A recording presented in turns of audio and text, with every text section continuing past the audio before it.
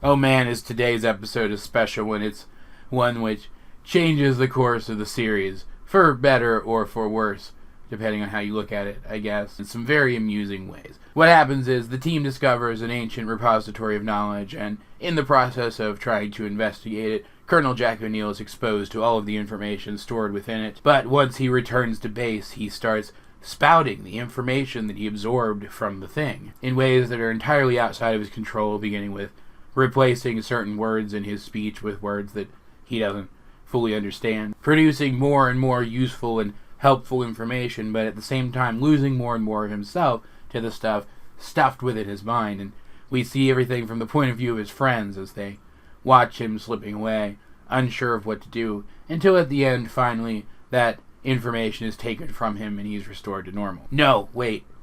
I got this confused with an episode of Stargate SG-1 again.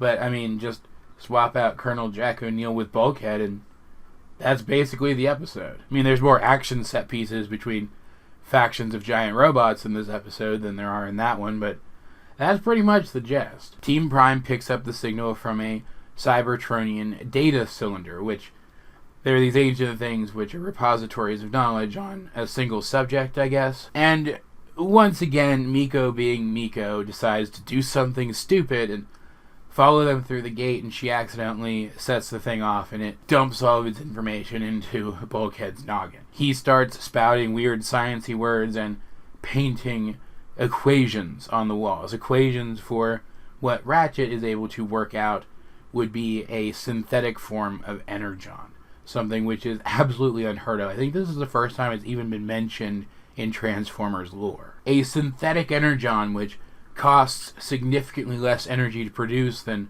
what it itself produces. Not only promises to revitalize both sides in the war, but this could restore Cybertron and maybe even lead to peace between the two sides, because they would have this one major thing less to fight over. This is a huge deal. If Bulkhead could just finish his equations, then they'd have this, and they'd be left with a massive advantage in all coming conflicts. But the information is slowly erasing his own mind, and they have to get rid of it. So, they go to Megatron, set up a meeting with Megatron, who has the data cylinder, because they're hoping they can use the data cylinder to suck the information back out of his head and save him. The deal is, if Megatron gives them the cylinder to do this, they'll give him the cylinder with all of the information on it once Bulkhead is saved. But they've managed to work out where the information is, and so when Miko, frustrated that Bulkhead doesn't recognize her anymore, does another monumentally stupid thing and takes him out of the base.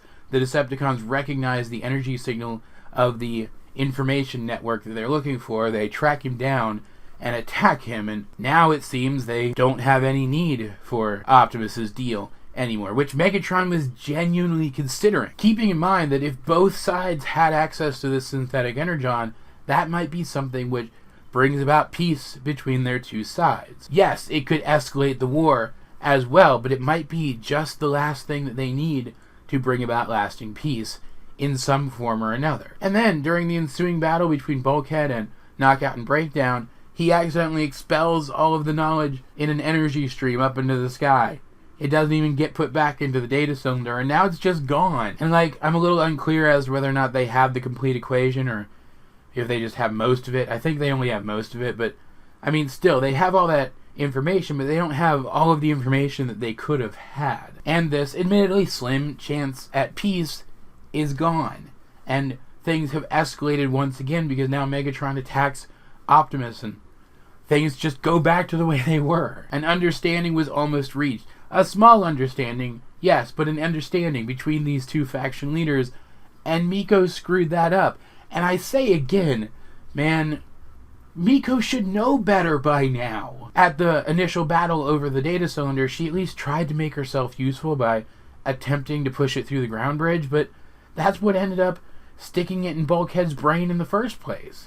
Going back to that Stargate comparison, both episodes do end on a note where we're not really sure what kind of advantage our heroes have managed to create for themselves, but at least in that Stargate episode, it was a group of professionals doing their absolute best, and they did make contact with a powerful alien race who did in the future become an important ally. So even there, where the ending was sort of uncertain, we could feel confident that something good was going to come of this. But in this episode of Transformers Prime, everything that happened, even the good that happened, only happened because this small child was really freaking irresponsible, and her robot guardians were even more so for letting her be so irresponsible. Yes, there is a possibility now that they could create this synthetic energon and give themselves this new advantage in their lasting war, but still, could you imagine how much more they could have done